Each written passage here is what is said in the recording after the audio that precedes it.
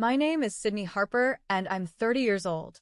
I work as a graphic designer in a mid-sized city called Brookmere. Life had been moving along steadily, but tonight felt like the beginning of something much bigger. I couldn't stop smiling as I looked around the softly lit restaurant. Everything felt perfect. The candlelit centerpieces, the gentle background music, the scent of fresh flowers in the air. Tonight was our engagement party, and after 4 years of being together, Nathan and I were finally taking the next step. In just 4 months, we'd be married.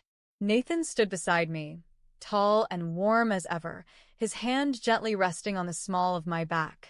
I met him 4 years ago, when he joined the creative department at the marketing firm where I worked. We hit it off during a company off-site retreat, and from there, things just flowed naturally. He was kind, dependable, and smart. We'd built a life based on respect, trust, and shared goals. Our closest friends and family were gathered here tonight to celebrate our engagement. I glanced around the room and spotted many familiar faces smiling back at me, co-workers, old college friends, Nathan's parents, and even a few cousins I hadn't seen in a while. And of course, my own family was there, or at least most of them. My parents, Erica and Owen Harper, sat at a table near the front. Their smiles looked stiff, almost forced.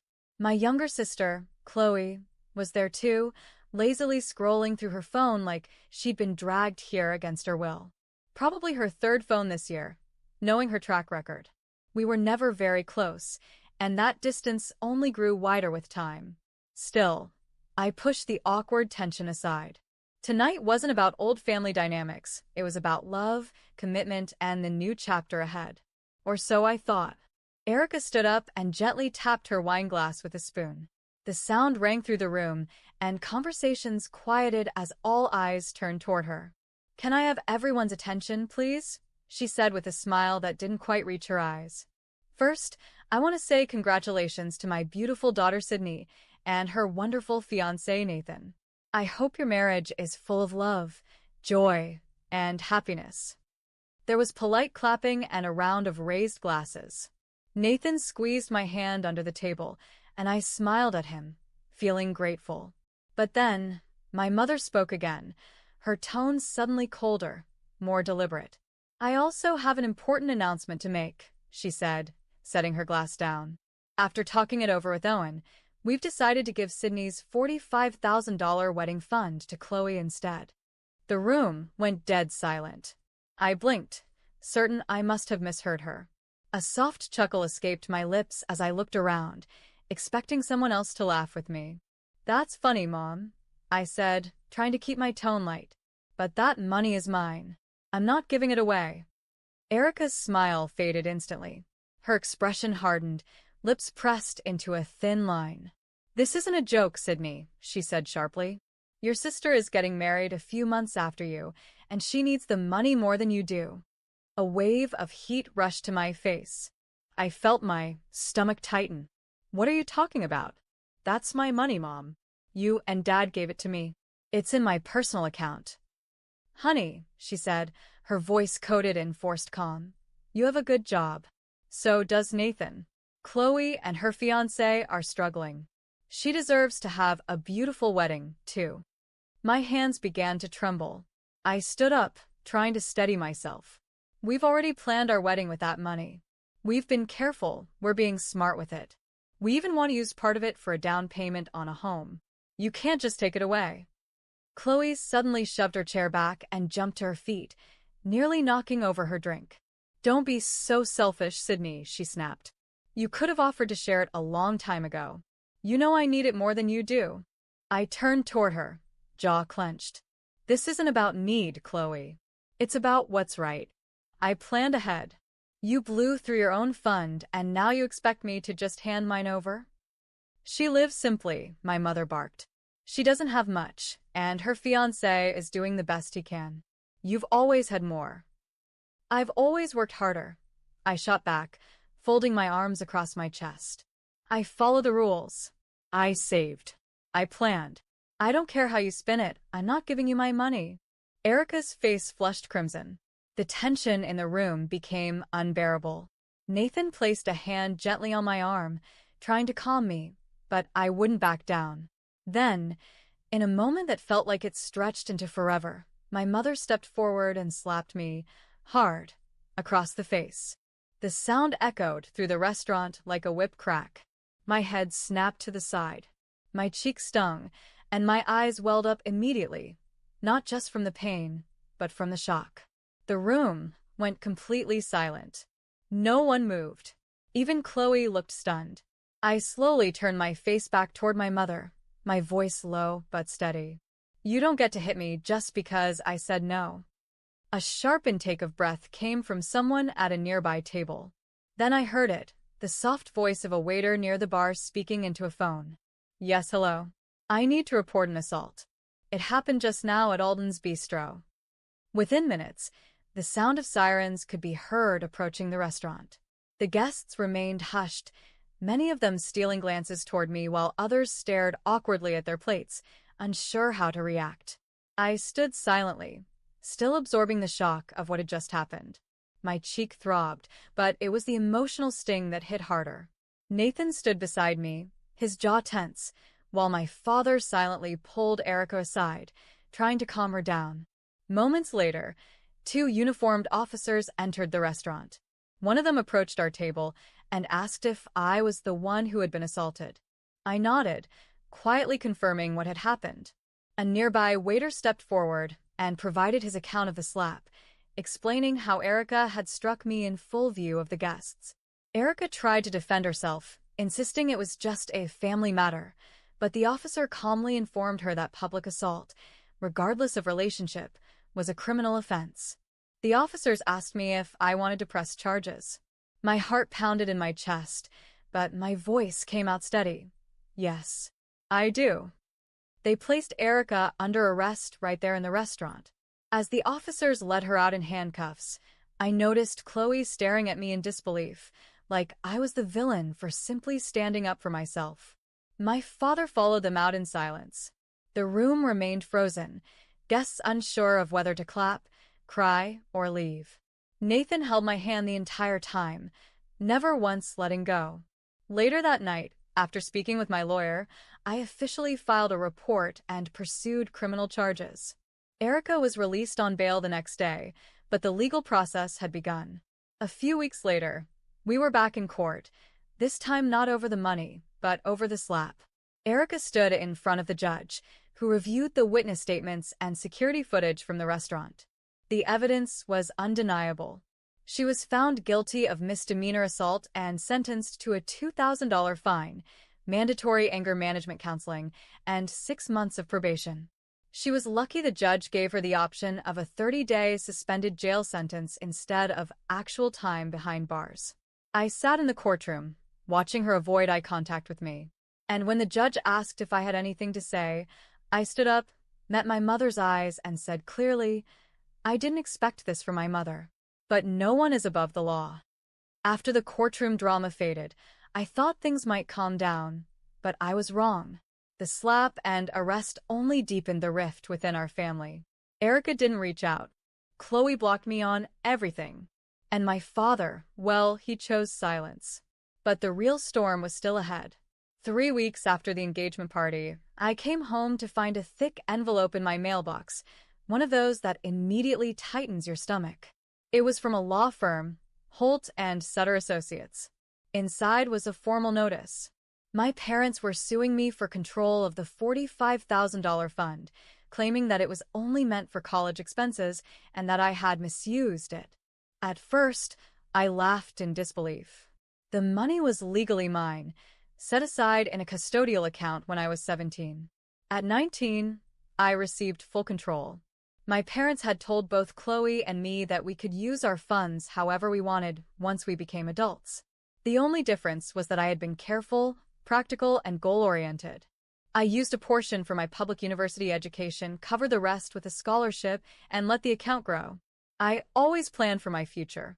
Chloe, on the other hand, had gone to a pricey private school, dropped out after 2.5 years, then spent the remainder of her fund launching a boutique business that failed within 7 months. She blew her savings on branding, an overpriced photo shoot, and even a launch party featuring rented influencers. When it collapsed, She had nothing left but a luxury car she impulsively bought, convinced she'd be a success. And now, because her money was gone, she and my parents wanted mine. I hired a sharp, calm, and confident attorney named Brianna Lane. After reviewing my documents, she looked at me and said, "They don't have a case. The account was gifted to you. There are no restrictions on how you use it. Any mention of a verbal agreement won't hold up in court." I nodded, relieved but also angry. "Then why go through all this?" I asked. Brianna shrugged. "Because some people would rather drag you down than admit they made mistakes, especially when they're protecting someone else."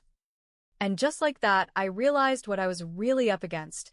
Not just a legal case, but a lifetime of favoritism, denial, and imbalance. My mother wasn't just trying to take my money. She was trying to cover for Chloe's failure by making me pay for it. The months that followed were some of the most exhausting of my life. The legal case consumed everything, my time, my energy, even my focus at work. There were emails, filings, discovery requests, and multiple preliminary hearings. Every time I entered the courtroom and saw my parents sitting next to Chloe, all of them avoiding my gaze, it reminded me that this wasn't just a lawsuit. It was betrayal. Chloe wore smug expressions at the hearings, clearly confident that she'd somehow walk away with the money I had spent years protecting. During one particularly tense session, she took the stand and told the court that the fund had always been meant only for college. My lawyer stood and asked her plainly, "Did you use all of your fund strictly for college expenses?" Chloe hesitated. "Well, not all of it," she muttered. Brianna nodded. "In fact, you dropped out of college and used the remaining amount for your own business venture and a luxury car, didn't you?" Chloe's face tightened. "That's not relevant." But it was. Very relevant. Brianna continued. "So, if there were supposedly strict conditions on this money, why were you allowed to use it for non-educational purposes without objection?"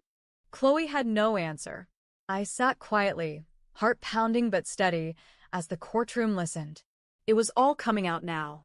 My parents' favoritism, Chloe's irresponsibility, their attempt to cover up her failures by punishing me. Outside the courtroom, Nathan remained my anchor.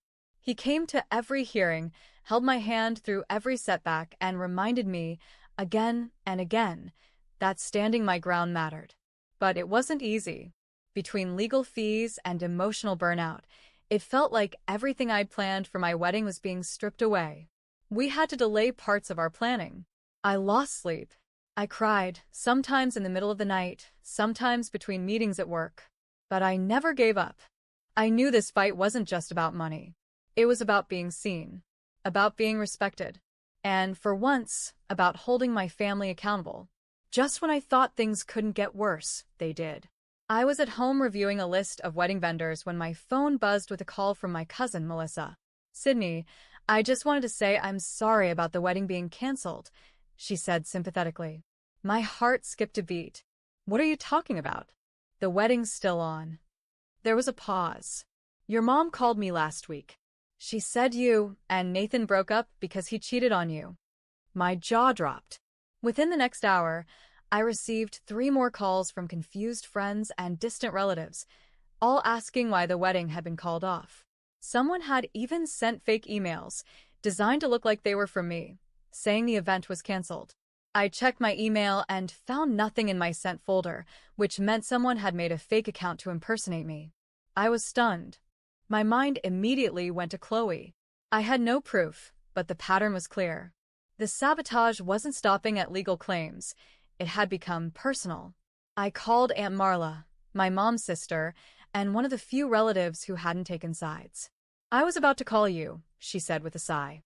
"Your mother's been telling people you're lying about Nathan, that you're unstable, and that the wedding was never supposed to happen." I leaned back against the wall, exhausted. "Why is she doing this?" I asked. "Because she's protecting Chloe," Aunt Marla replied gently. "She's always protected her, even when she didn't deserve it. I love Chloe, but your mom is enabling her. And now she's dragging you through the mud to make her look better." The betrayal cut deeper than any courtroom testimony ever could. My own mother was trying to ruin my reputation to win sympathy for my sister. Nathan walked in that evening and immediately noticed my face. "What's wrong?" he asked. I showed him screenshots of the fake emails and told him what Melissa had said. He was furious, but not surprised. "Your sister just contacted me too," he added grimly.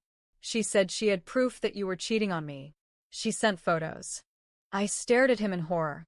He pulled out his phone and showed me several poorly edited images, clearly photoshopped, of a woman with my face pasted onto another body, standing beside some random man. It was laughably bad, but deeply upsetting. Nathan shook his head. "Of course I didn't believe it. But my parents saw them too.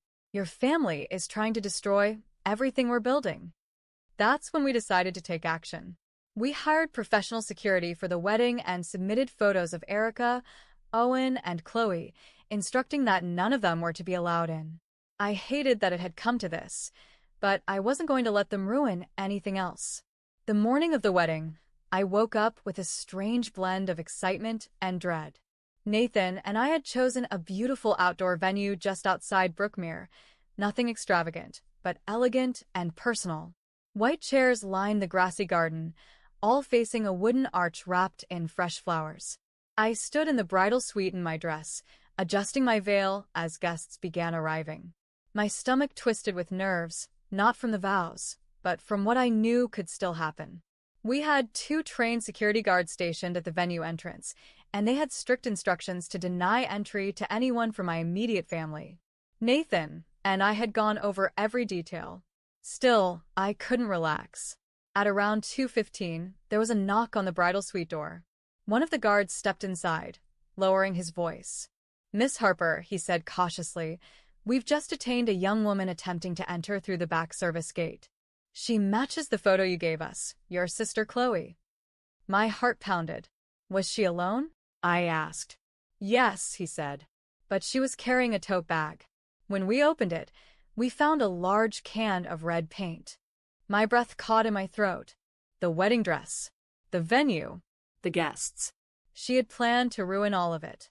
Rage, sadness, and disbelief fought for space in my chest. "Do you want to press charges?" the guard asked. "We can contact the local sheriff right now." I hesitated.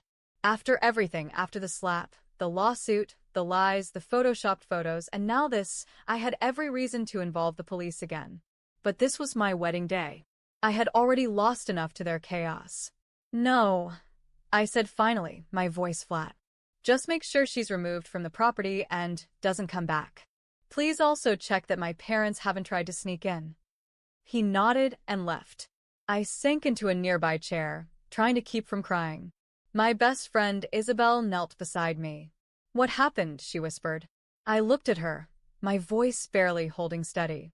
"Chloe tried to sneak in with a can of paint. She was going to destroy everything." Isabel's eyes widened in shock, then hardened with fury. "You know what? That means you win," she said firmly. "They couldn't stop your happiness, so they tried to ruin it. But you stopped them. You stood your ground. Now go marry the man who stood by you through all of this. You deserve every bit of this day." I wiped my tears, took a deep breath, and stood up. My Uncle Brian, my dad's brother, walked me down the aisle.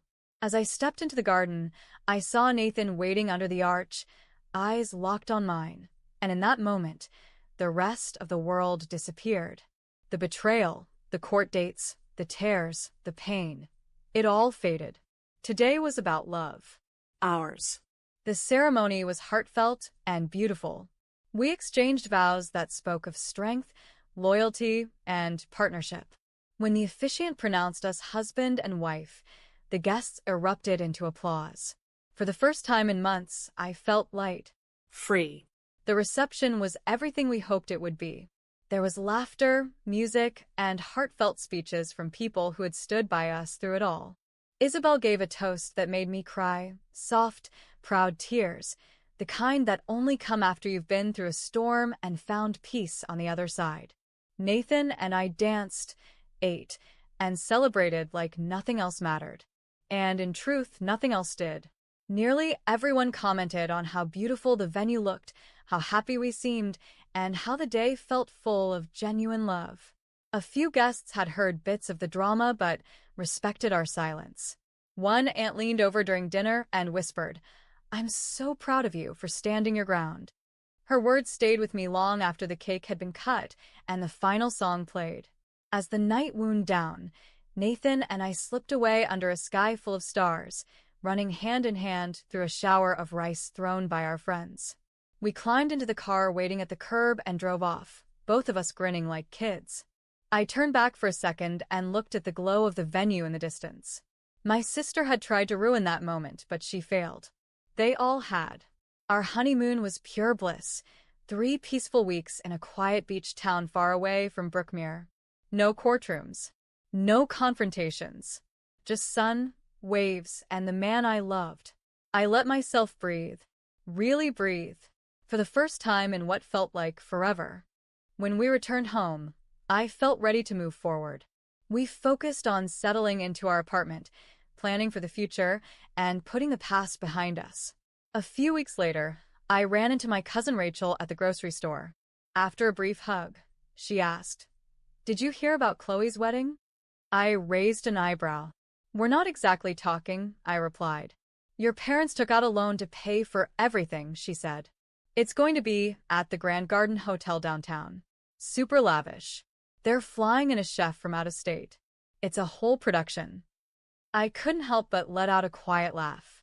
Of course they were going all out for Chloe, even if it meant going into debt. "Are you going if she invites you?" Rachel asked carefully. "She tried to ruin my wedding with a can of paint," I said flatly. "So, no." "I won't be attending." And funny enough, no invitation ever came. I later heard through family gossip that several relatives declined their invitations to Chloe's wedding out of discomfort with how I had been treated. Some were polite about it. Others were vocal. Either way, the shine had started to wear off for Chloe, and for my parents too. Nathan and I had used the $45,000 exactly as we planned. We had our dream wedding, modest, intentional, and filled with people who loved us, and we used the rest of the money for a down payment on a lovely apartment just outside the city. With our combined incomes, the mortgage was manageable, and for the first time, we were building equity instead of burning money on rent. Our home was small, but it was ours. Built not with handouts, but with hard decisions and perseverance. Life, after the wedding, settled into a rhythm I hadn't known I needed. Nathan and I spent our weekends decorating our new apartment. Nothing fancy, just shelves we installed ourselves, a couch we saved up for, and walls filled with photos from our wedding and travels. One Saturday afternoon, while we were setting up the guest room, Nathan laughed as he struggled with an IKEA dresser. "Who do you think will be our first overnight guest?" he asked. I paused, screwdriver in hand. For a brief second, my mind went to my parents. Maybe, in some far-off version of reality, they'd apologize. Maybe Chloe would grow up and take responsibility for what she did. But deep down, I wasn't holding my breath. "Whoever it is," I finally said, smiling softly, "there'll be someone who truly cares about us." Holidays came and went with no calls, no messages, and no invitations. At first, their absence hurt.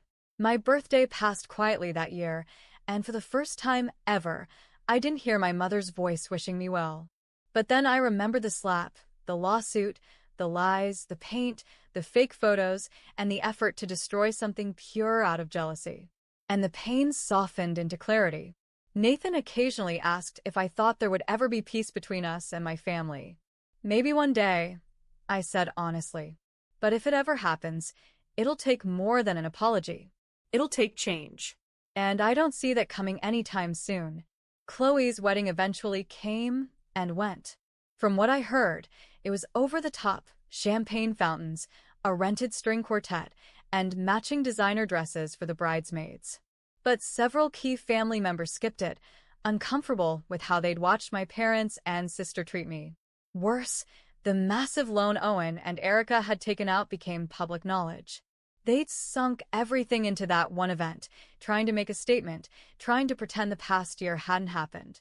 But it had, and people remembered. As Nathan and I grew into our marriage, I realized something profound. Family isn't just the people who share your blood. It's the people who support your boundaries, who celebrate your wins, and who respect your peace. I had lost a lot, Yes. But I had gained a home, a husband who stood by me through everything, and friends and extended relatives who saw the truth and never wavered. And most importantly, I still had myself. I didn't crumble. I didn't give in. I protected what I had built, not out of greed, but out of dignity. The $45,000 fund helped us buy a future, a home, stability. But what it really gave us was freedom. Freedom from manipulation. Freedom from guilt. Freedom from a family that believed love was conditional on obedience. I stood up for myself and I won. Not just in court, but in life. Thanks for watching this powerful story. If you found it moving or relatable, don't forget to like the video to show your support. Share your thoughts in the comments. We'd love to hear from you. And if you enjoy real-life inspired stories with strong emotions and satisfying endings, make sure to subscribe to the channel so you never miss a new upload. See you in the next story.